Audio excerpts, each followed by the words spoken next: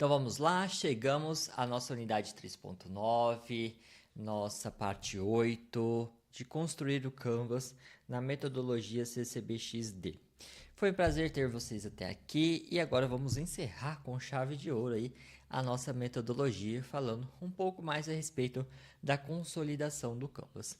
O Canvas ele vai ser uma etapa um pouco mais fácil, vamos dizer assim, porque ele já está praticamente pronto.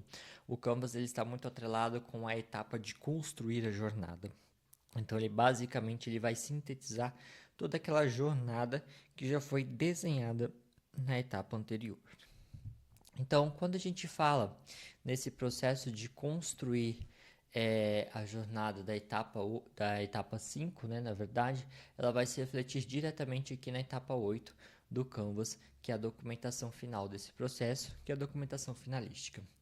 E esse momento, né, de materializar todas essas conexões, interações, as desconexões, as emoções e tudo que foi declarado, né, é a hora da gente construir realmente o canvas de documentação do nosso projeto. E aqui eu vou deixar na tela então o Canvas. Aqui, claro, né, é uma ferramenta totalmente adaptável à realidade de cada instituição e aquilo que realmente vocês desejam documentar como processo finalístico, tá? Costumo dizer que aqui a gente vai ter uma parte mais sintética, né, da jornada do cliente. E já na etapa 5, quando a gente vai ter o mapa, né, realmente da jornada, ele é mais abrangente, né? Então ele é mais detalhado, ele vai entrar em mais detalhes do que nessa etapa. E aí é importante definir e ter estruturas bem claras dentro da organização de modelos e templates a serem utilizados. Claro que a gente precisa padronizar isso dentro da nossa gestão de documentos, né?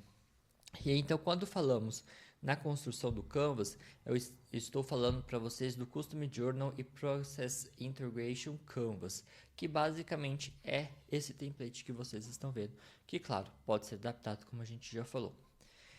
Então, nessa metodologia, né, de GART, essa etapa final de construção do Custom Journal, ela é crucial e ela vai integrar tanto a experiência do cliente como os processos internos da organização. E ele serve como uma ferramenta visual, né? Somos muito visuais e ela é muito poderosa porque ela vai mapear toda a jornada do cliente em detalhes. E aí, é claro, esses detalhes, como a gente já falou, vocês que definem se ela será mais macro ou se ela será mais micro, né? Mais detalhada. Eu tenho essa preferência de trazer aqui mais sintético e no mapa da jornada, né, trazer ele sempre muito mais detalhado. Mas aí é pessoal, tá? E aí a gente vai destacar como as interações elas vão se alinhar com as operações dessa empresa. E o objetivo de tudo isso, dessa etapa, é garantir que cada ponto de contato, os touch points, eles sejam otimizados e que os processos internos eles sejam e deem suporte, né, a essas interações de uma maneira eficaz. Porque não adianta eu ter uma frente totalmente qualificada, fazendo um ótimo atendimento, garantindo ali a experiência, a satisfação, sendo que aí quando eu vou para o meu back-office eu não tenho esse suporte, né? E aí fica difícil, porque aí essa experiência ela não é linear. Então a empresa ela vende na fachada, no atendimento uma coisa, mas os seus processos internos de logística, de entrega e tudo mais, né? Eles não são tão robustos e tão condizentes com essa realidade de entrega de experiência. Então, aí proporcionando essas experiências de uma forma mais coesa, mais fluida para o cliente, né? Porque o cliente ele não enxerga recepção, caixa, atendimento, back-office, ele entende uma coisa só. Então, se eu tenho um atendimento homogêneo ao longo de toda essa jornada e ele é positivo, eu vou ter um olhar positivo para isso. Se eu começo a ter um atendimento ótimo e ele termina caótico, eu já tenho aquele negócio, né? O santo desconfia. Então, eu passo a ter ali questionamentos a respeito da estrutura organizacional e do que realmente eles querem passar, né? Com isso. Então, já cria aquele ponto de interrogação e aquela suspeita a respeito do processo. E ainda mais se prometer algo e não foi cumprido. Aí, pior ainda. Então, esse Canvas, né, o que a gente pode chamar também de CJPI, que é o acrônimo, ele é fundamental para identificar todas aquelas lacunas e oportunidades de melhorias da jornada do cliente. Aqui, basicamente, a gente já tem ela pronta, finalizada. É um processo já que não envolve muito mais ajustes, tá? Os ajustes foram feitos nas etapas anteriores. E aqui vamos mapear todos esses aspectos da experiência que ele pode ser utilizado futuramente, então, para a gente rever, né, os nossos processos e rever a entrega de experiência com o que já está rodando e documentado. E aqui as empresas elas podem alinhar todos os seus processos internos e externos para atender melhor essas expectativas do cliente. E isso não vai só melhorar a satisfação, mas vai melhorar também a lealdade do cliente, tá? Principalmente para aquelas empresas que mensuram a lealdade do cliente através de indicadores, é possível ver como que está o nível dessa conversão, né, de lealdade. E outro ponto importante também, que ela vai otimizar a eficiência operacional e promover a inovação continuada dentro da empresa. Então, quando a gente fala nisso, né, é importante a gente destacar porque aqui a gente tem vários pontos chaves para a organização. Então, eu não vou somente gerar valor para o meu cliente. Eu fazendo isso, eu vou ter outros retornos também, que é, por exemplo, né, melhoria da satisfação. Ok, eu tenho um cliente mais satisfeito, mas o que isso me impacta, né? Você vai ter um cliente mais leal, vai criar lealdade da marca, você vai criar fãs para a marca, embaixadores, né? Então, esse cliente provavelmente ele não vai buscar fora outro produto, outro serviço. E tudo que você tiver no seu portfólio será considerado muito, né, antes dele buscar fora outras experiências devido a essa lealdade à sua marca. Então, isso vai consequentemente trazer o quê? Um maior retorno financeiro, né? Porque você vai ter a retenção desse cliente e consequentemente esse cliente ele vai ser o embaixador da sua marca, né? E isso sem custos, né, adicionais, vamos dizer assim, ele irá fazer o marketing da sua empresa e indicar ela. E na questão da eficiência operacional, a gente também se beneficia com isso, porque se temos uma empresa ou processos Lean, né, dentro estruturados, eles são muito mais eficientes e eficazes e, consequentemente, a gente tem a redução de desperdícios também. E redução de desperdícios significa aí economia também no final do dia. Então é importante sempre olhar também pelos dois lados da moeda. Então, e quando a gente olha, né, para nossa estrutura do nosso Canvas, ele é muito parecido, né, com a jornada. Por mais que ele possa ser adaptado, né, vocês têm que ver de acordo com a realidade, a maturidade organizacional. Mas, por exemplo, ali eu já vou começar preenchendo pela persona, quem que é minha persona ou quem que é meu cliente, né, aquelas instituições que já está no mercado e tem dados o suficiente para isso. A sugestão, né, na verdade, da jornada. Então, aqui vai entrar o sucesso, né? O que a minha jornada ela vai proporcionar para o meu cliente, né? Para que eu considere ela como um sucesso. A versão, sempre a versão a gente altera quando tiver alguma alteração nesse canvas, tá? Porque a gente vai mapear aqui e documentar todo o processo de melhoria e de gestão da mudança também. É uma forma, né, na verdade, de fazer isso. E então, através das versões anteriores, vamos vendo o quanto evoluímos e o quanto aprendemos ao longo do tempo.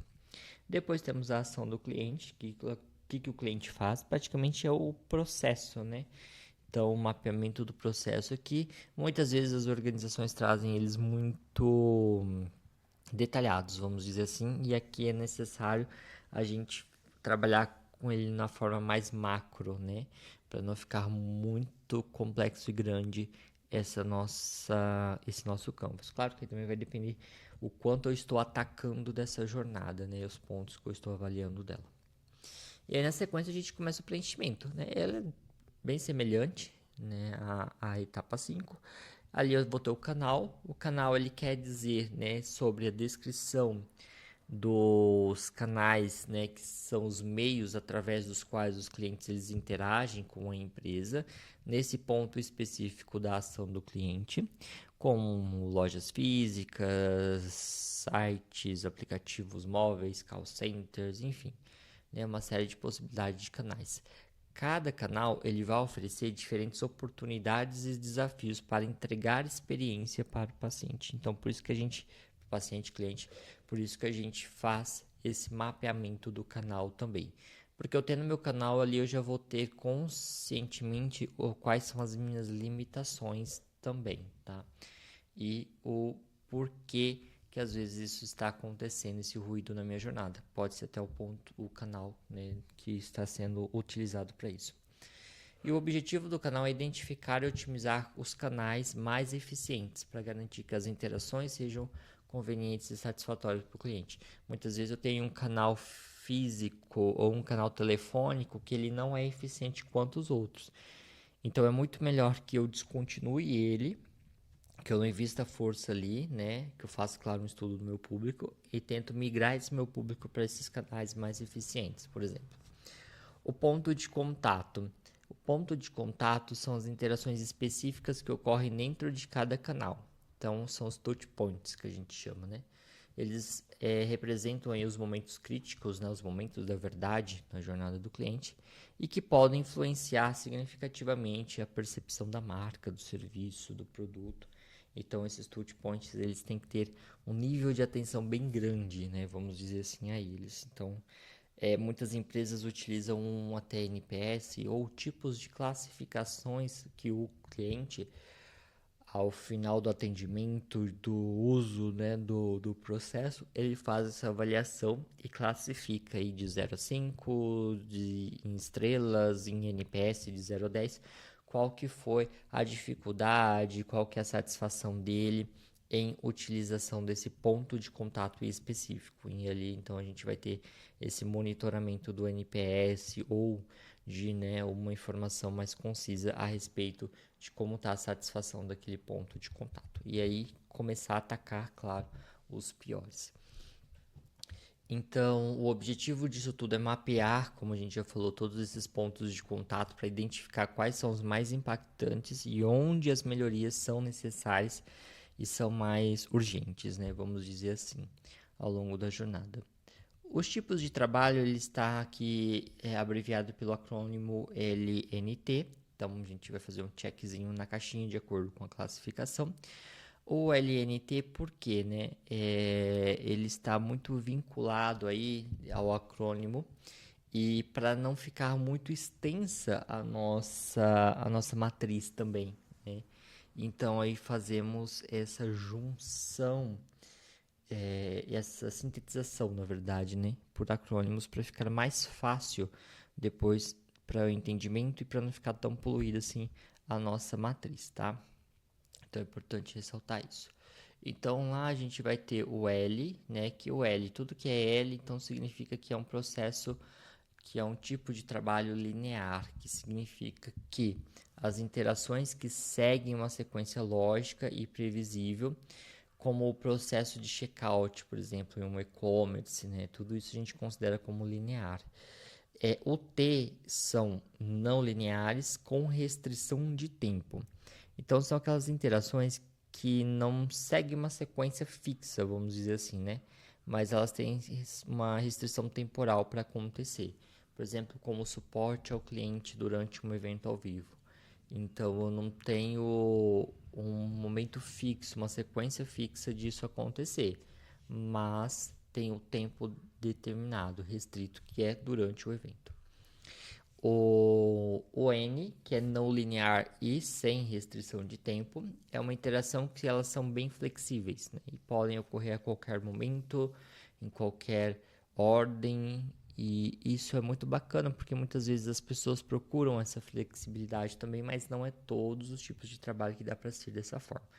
E aqui a gente pode se dizer como, por exemplo, navegação em um site de pesquisa de produtos, né? Enfim, então ele é um processo não linear e não tem uma restrição de tempo para que ele aconteça.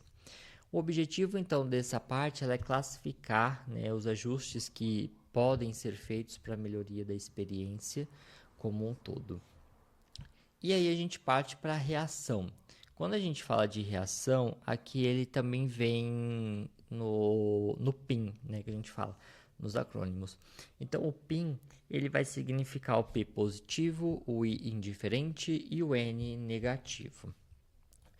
como o P é positivo, né, o próprio nome já diz, né, uma reação positiva.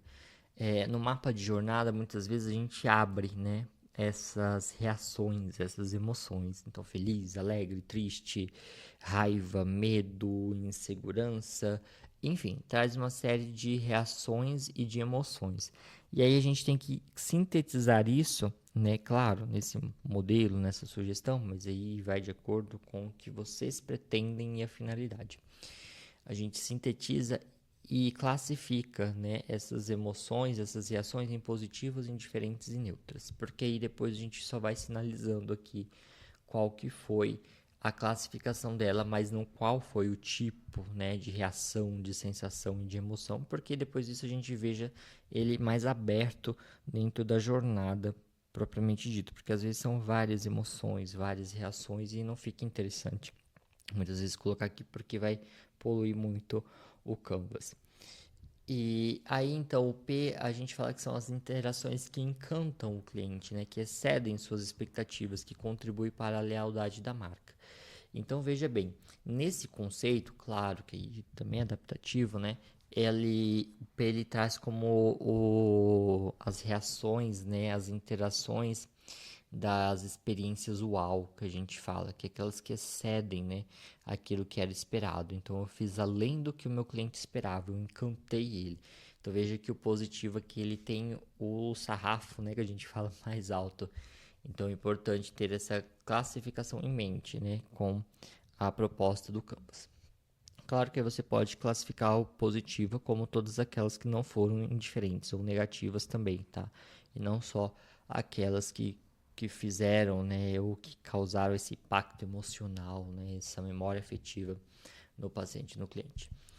E o indiferente, ele está naquelas interações que são neutras, que não vai impactar significativamente nem para mais, nem para menos, né? Aquela percepção do cliente que ele fica ali morno, né? Ah, para mim tá ok.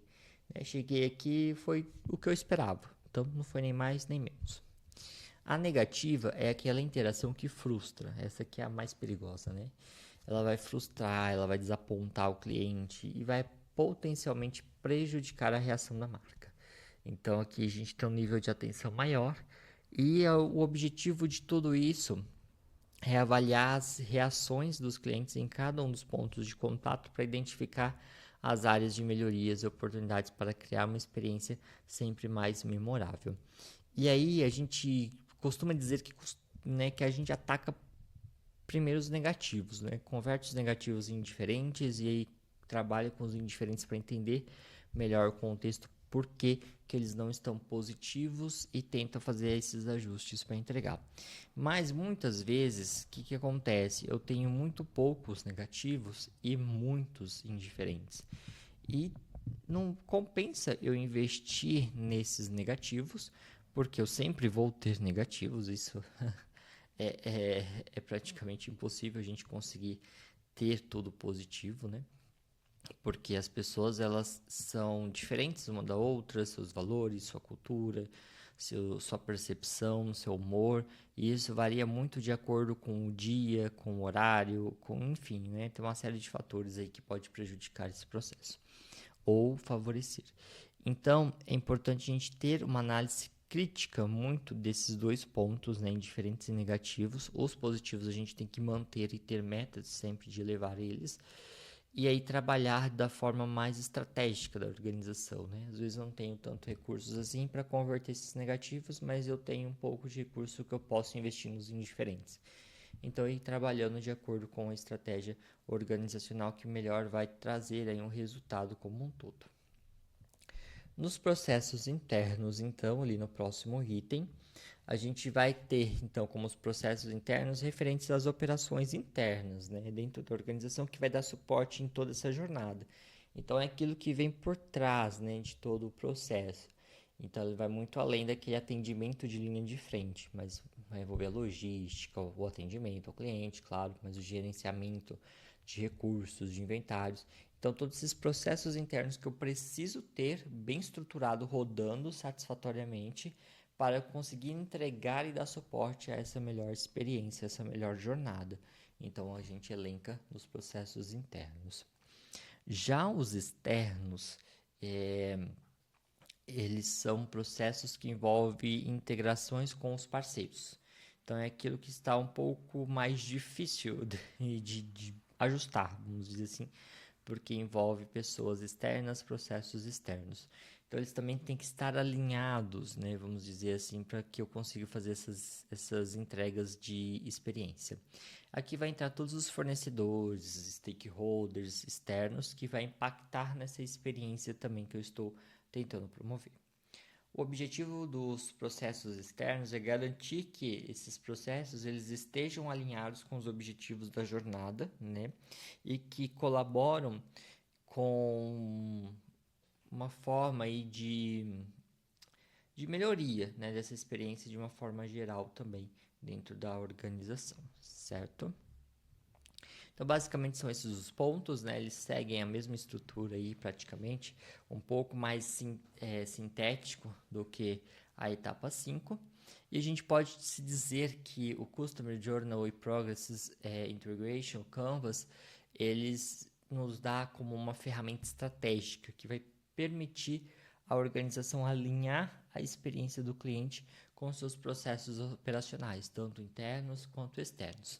E quando a gente detalha os canais, os pontos de contato, os tipos de trabalhos, as reações, as empresas têm a oportunidade de criar uma experiência do cliente integrada e otimizada, né, ao longo de toda a jornada dele. E essa abordagem, ela não vai só melhorar a satisfação, é claro, mas também vai promover a eficiência operacional, a inovação continuada, né, contínua, e vai garantir que a organização ela esteja sempre bem posicionada para atender as necessidades do mercado, né, dos clientes que estão em constante evolução. E sabemos que, né, aquelas que não se adaptam e que não se integram aí as tendências, né, dos desejos dos seus clientes, elas tendem ao fracasso e não duram muito tempo, né? A sustentabilidade delas não perduram. Então era isso, né, um pouquinho dessa etapa 8 de finalização desse processo de construção da ferramenta de documentação para depois ser divulgado internamente, trabalhado com as equipes, né? Essa forma mais sintética. Depois tem o mapa também da jornada, que ele é mais complexo, mais completo também. E espero que vocês tenham gostado, né? Um pouquinho dessa metodologia do CCBXD. Ela é uma metodologia bem complexa, né? Uma metodologia robusta no quesito de ser completa, né? E ela nos ajuda, principalmente quem está começando agora nessa caminhada, de uma forma bem detalhada, né, a conseguir chegar a objetivos aí bem tangíveis. Então era isso, claro que tudo exige, né, muito treino, habilidade na aplicação e a melhoria contínua no dia a dia do uso da ferramenta também dentro das organizações. Lembre-se que ela é adaptativa, que vocês podem adaptar de acordo com a realidade também do serviço de vocês para melhor atender aí, né, o que vocês procuram também, certo? Então, esses foram os 8 passos, né, as 8 etapas do CCBXD de Gart Caput e que eu tentei sintetizar e resumir um pouquinho e trazer aqui para vocês com todas as ferramentas, com a forma de implementar e com exemplos, né, para ficar mais claro aí e palpável toda essa realidade. Tá? Aguardo vocês nas próximas unidades. Nas próximas unidades vamos falar de experiência do cliente, do paciente, como isso acontece, com alguns cases, bastante cases voltados da área da saúde, outros cases também voltados para streaming, para e-commerce, entre outros segmentos também. E vocês também, claro, podem estar realizando aí a complementação de todos esses materiais, buscando, né, sempre mais conhecimento aí nas plataformas, né, na internet, enfim, em outros materiais também. Um forte abraço e aguardo vocês nas próximas unidades.